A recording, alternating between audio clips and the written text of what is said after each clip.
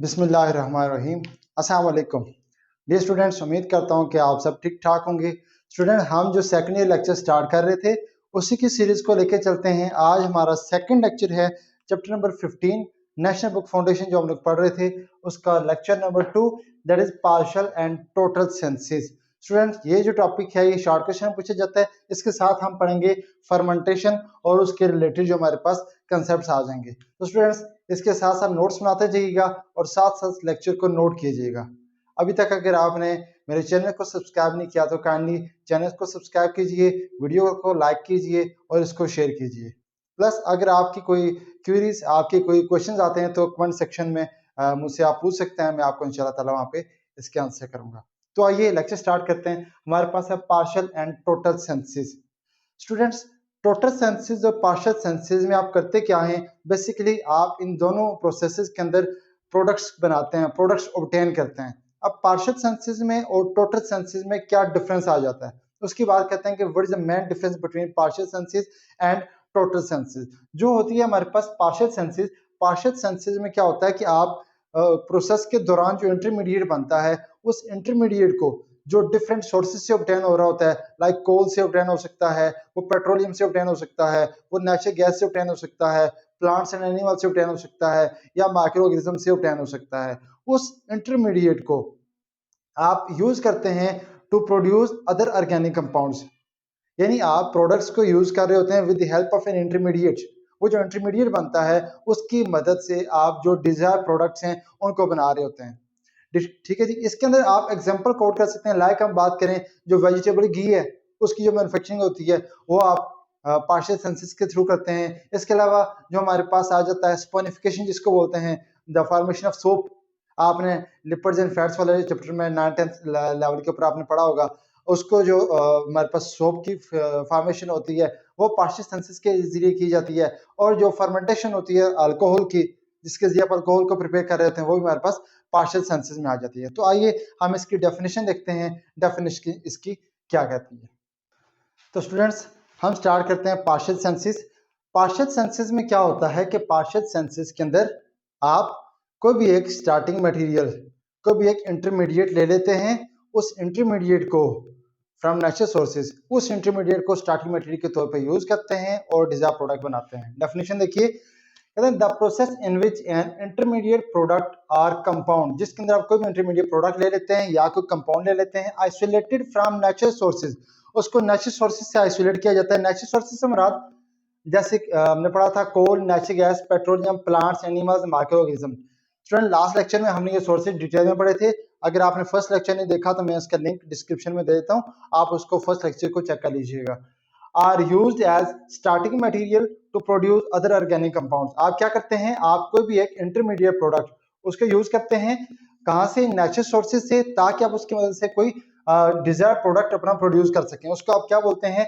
Partial senses. अब इस partial senses के एग्जांपल आप कह सकते हैं प्रिपरेशन ऑफ वेजिटेबल घी। जो वेजिटेबल घी पढ़ते हैं, बनाते हैं, इसको आपने 9th-10th स्टैंडर्ड में आपने ये चैप्टर जो कार्बोहाइड्रेट्स वाला चैप्टर है, ये जो हमारे पास बायोमॉलिक्यूल्स वाला चैप्टर है, उसके अंदर आपने इसको पढ़ा होगा। फॉर्मेशन ऑफ सोप, जिसको स्पोनिफिकेशन का नाम दिया जाता है।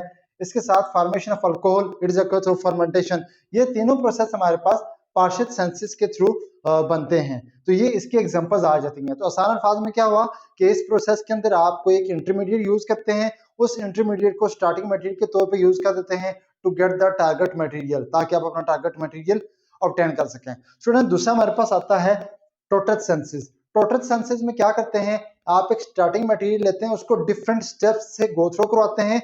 गो थ्रू कराने के बाद आप अपने डिजायर प्रोडक्ट तक पहुंच सकते हैं, उसको ऑब्टेन कर सकते हैं। The process in which organic compound is synthesized from small, cheap and readily available molecule। वो वाला मॉलिक्यूल जो स्मॉल अमाउंट में हो, स्मॉल कंसंट्रेशन में हो, चीप हो, इजीली अवेलेबल हो और ऑलरेडी अवेलेबल हो, इज कॉल्ड टोटल सेंसेस। उसका आप टोटल सेंसेस कहते हैं। आसान अल्फाज में हम कह सकते हैं when a starting material is moved through many steps to get target material, ताकि हम अपना जो हमारे पास टारगेट मटेरियल है उसको ऑब्टेन कर पाएं, that is called the total senses. आप इसमें एग्जांपल ले सकते हैं senses of urea. Last lecture में आपको बताया था कि यूरिया की प्रिपरेशन कैसे हुई थी, और इसको स्टूडेंट्स फ्रेडरिक वूलर थे हमारे पास, फ्रेडरिक वूलर, इन्होंने इसको प्रिपेयर किया था इन 1828 में, जब वाटरफॉल थ्योरी रिजेक्ट हुई थी उस टाइम पे। कैसे ये बना स्टूडेंट्स, हमारे पास आई पहले सबसे पहले अमोनिया। अब क्वेश्चन आता है कि अमोनिया कैसे बनती है। अमोनिया आप हैबो प्रोसेस के जरिए अमोनिया को प्रिपेयर करते हैं। हमारे पास जो इसमें रॉ मटेरियल चाहिए होता है बेसिकली जो नाइट्रोजन गैस और हाइड्रोजन गैस होती है। Hydrogen gas can be obtained from the plants and animals, plants basically, and nitrogen is obtained from the atmosphere. इनको आप कलेक्टिवली कंबाइन करते हैं तो हमारे पास क्या बन जाता है, अमोनिया बन जाता है। इस अमोनिया का जब आप कार्बन डाइऑक्साइड के साथ रिएक्शन करवाते हैं तो हमारे पास बनता है अमोनियम साइनेट। ये जो अमोनियम साइनेट बनता है प्लस हमारे पास वाटर मॉलिक्यूल बनेगा। ये जो है अमोनियम साइनेट, इसको बेसिकली स्टूडेंट बोलते हैं इनऑर्गेनिक, इनऑर्गेनिक कंपाउंड। ये हमारे पास क्या है, इनऑर्गेनिक कंपाउंड है। तो स्टूडेंट कहते हैं इसमें कार्बन तो है, हाइड्रोजन है, तो ये ऑर्गेनिक कंपाउंड क्यों नहीं है। ये बेसिकली कार्बन यहाँ पे सिंगल नहीं है, कार्बन यहाँ पे नाइट्रोजन के साथ है, तो ये आपके पास साइनाइड ग्रुप के फॉर्म है, तो it is an inorganic compound, not an organic. ये इनऑर्गेनिक कंपाउंड है। फिर इस इनऑर्गेनिक कंपाउंड को हीट किया गया, जब इसको हीट करते हैं तो हमारे पास बनता है यूरिया। मैं अगर इसकी ओपन स्ट्रक्चर बना दूं तो वो कुछ इस तरीके से आ जाएगी। जो कार्बोनाइड ग्रुप होगा, कार्बोनाइड क्या होता है जी, कार्बन के साथ डबल बॉन्ड O, इसके दोनों साइड पे आप NH2 माइनर ग्रुप लगा देते हैं तो हमारे पास इसको बोलते हैं आप यूरिया। ये यूरिया बन जाता है। तो यूरिया को डिफरेंट स्टेप्स के जरिए मैन्युफैक्चर किया जाता है। ये इसके एग्जांपल में आता है senses of urea, it's included in the total senses. तो आप इस तरीके से partial senses and total senses को कंपेयर कर सकते हैं। इसके बाद हमारे पास एक टर्म आती है फर्मेंटेशन एंड बायोटेक्नोलॉजी। तो आइए उसकी बात करते हैं कि हमारे पास फर्मेंटेशन और बायोटेक्नोलॉजी क्या होती है। तो स्टूडेंट्स हमारे पास आता है फर्मेंटेशन। फर्मेंटेशन क्या होता है, फर्मेंटेशन बोलते हैं कि किसी भी ऑर्गेनिक कंपाउंड को केमिकल मेथड के जरिए ब्रेक डाउन करें। ब्रेक डाउन करके आप उसको क्या कर सकते हैं, डिफरेंट डिफरेंट टर्म्स के अंदर उसको यूज कर सकते हैं। Chemical breakdown of organic compound with the help of micro organisms. तो स्टूडेंट फर्मेंटेशन की बात करते हैं। फर्मेंटेशन क्या होता है कि फर्मेंटेशन में आप किसी भी ऑर्गेनिक कंपाउंड को ब्रेक डाउन करते हैं। वो जो ब्रेकडाउन होती है of organic compound with the help of bacteria और yeast, that process is called fermentation. जिससे आगे डिफरेंट प्रोसेसेस किए जाते हैं, जैसे हमने रिसेंटली पढ़ा फॉर्मेशन ऑफ अल्कोहल, वो फर्मेंटेशन के जरिए होती है। तो हम इसमें क्या करते हैं, हमारे पास आता है the chemical breakdown of organic compound with the help of microorganisms, या फिर जिनके अंदर for example microorganisms such as bacteria and yeast. इसकी मदद से जो किसी भी ऑर्गेनिक कंपाउंड की आप ब्रेकडाउन करते हैं उसको आप स्मॉल पीसेस के अंदर कन्वर्ट कर देते हैं, that is called fermentation. Fermentation के साथ हमारे पास एक टर्म आती है, मॉडर्न टर्म है जो ज्यादा यूज भी हो रही है आजकल, बायोटेक्नोलॉजी। बायोटेक्नोलॉजी क्या होती है कि बायोटेक्नोलॉजी के अंदर बेसिकली आप लिविंग ऑर्गेनिज्म को यूज करते हैं और डिफरेंट डिजायर प्रोडक्ट्स बनाते हैं।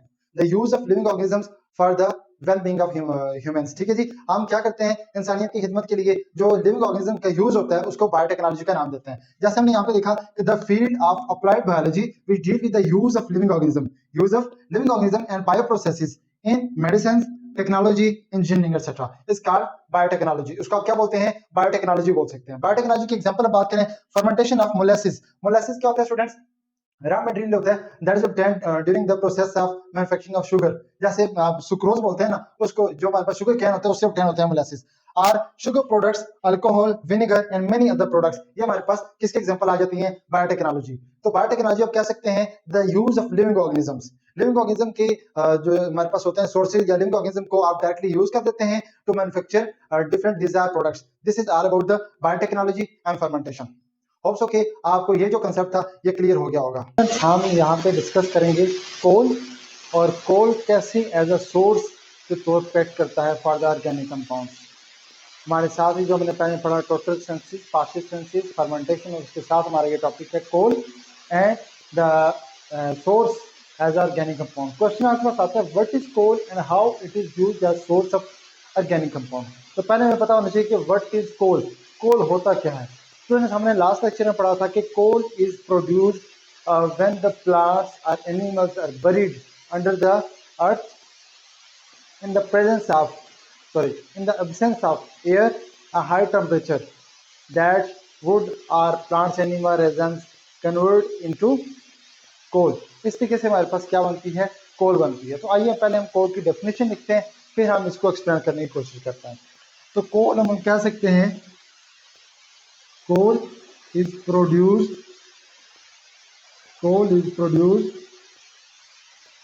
Bye the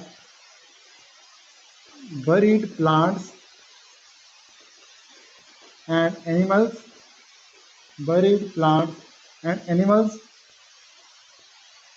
under the earth, under the earth in the absence of air, यहाँ पे हम कह सकते हैं टेम्परेचर जो स्टूडेंट्स यहाँ पे रेंज कर रहा होता है दैट इज 500 से लेकर 1000 degree Celsius. Coal is produced by burning plants and animals under the earth in the absence of air, temperature 500 से लेकर 1000 डिग्री। इस कंडीशन में जो कोल होता है वो क्या हो जाता है, प्रोड्यूस होता है। अब जिस प्रोसेस के जरिए ऑब्टेन होता है that process is called fractional distillation. क्या बोलेंगे उसको, यहाँ बोलते हैं डिस्ट्रक्टिव डिस्टिलेशन। पहले डिस्ट्रक्टिव डिस्टिलेशन की बात करते हैं, फिर हम पढ़ेंगे फ्रैक्शनल डिस्टिलेशन। Destructive distillation. अब डिस्ट्रक्टिव डिस्टिलेशन क्या होती है स्टूडेंट्स? डिस्ट्रक्टिव डिस्टिलेशन वो डिस्टिलेशन है जो in the presence of high temperature and in the absence of air, जो हमारे पास डिस्ट्रक्टिव डिस्टिलेशन कहलाती है। तो उसका आप लिख सकते हैं व्हेन कोल इज हीटेड, जब आप कोल को हीट करते हैं इन the absence of air and high temperature, और हाई टेम्परेचर आप यहाँ पे प्रोवाइड करते हैं दैट रेंज फ्रॉम 500 से लेकर 1000 डिग्री सेल्सियस टू प्रोड्यूस, ताकि इसमें से क्या चीज़ हमारे पास आ सकती हैं। नंबर 1 स्टूडेंट इसमें हमारे पास आती है कोल गैस, फिर हमारे पास आता है कोल टार एंड इसके हमारे पास आ सकती है कार्बन गैस। इस कॉल्ड, इसको क्या नाम देंगे, is called destructive distillation, that is called destructive distillation. Proper definition है डिस्ट्रक्टिव डिस्टिलेशन की, when coal is heated in the absence of air at high temperature to produce coal gas, coal tar and carbon gas is called destructive distillation. इसको आप destructive distillation का नाम देते हैं। अब students अगर मैं आपको आसान अल्फाज में यहाँ से कहूँ कि सपोज करते हैं हमारे पास ये है कोल, कोल को हम करते हैं यहाँ पे हीट। जब आप इसको हीट करेंगे तो ये 3 मेजर प्रोडक्ट्स के अंदर कन्वर्ट होगा। नंबर 1 हो जाएगा कोल गैस में, नंबर 2 ये कन्वर्ट होगा कोल टार के अंदर, और नंबर 3 हम यहाँ पे डिस्कस करेंगे वो आ जाएगा हमारे पास कार्बन गैस। अब स्टूडेंट्स जो हमारे पास कोल टार होती है इसकी आप करवाते हैं फ्रैक्शनल डिस्टिलेशन। क्या करेंगे जी, फ्रैक्शनल डिस्टिलेशन। जो the fractional distillation of coal tar के फ्रैक्शनल डिस्टिलेशन से आपको 200 organic compounds, 200 organic compound approximately इसमें से ऑब्टेन होते हैं, मोर और लेस देन 200। ठीक है जी, कोल टार के फ्रैक्शनल डिस्टिलेशन। अब डिफरेंस आ गया destructive distillation and fractional distillation.